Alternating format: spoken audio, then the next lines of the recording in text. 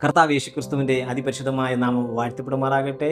ഫിലിപ്പിയ ലേഖനം 4-ാം അധ്യായം 6-ാം വാക്യത്തിൽ ഇപ്രകാരം രേഖപ്പെടുത്തിയിരിക്കുന്നു: ഒന്നിനെക്കുറിച്ചും വിചാരപ്പെടരുത്, എല്ലാറ്റിനും പ്രാർത്ഥനയാലും അപേക്ഷയാലും നിങ്ങളുടെ ആവശ്യങ്ങൾ സ്തോത്രത്തോടുകൂടി ദൈവത്തോട് അറിയിക്കുകയത്രേ വേണ്ടത്. എന്നാൽ സകല ബുദ്ധിയും കവിയുന്ന ദൈവസമാധാനം നിങ്ങളുടെ ഹൃദയങ്ങളെയും നിലവുകളെയും ക്രിസ്തുയേശുവിൽ കാക്കും.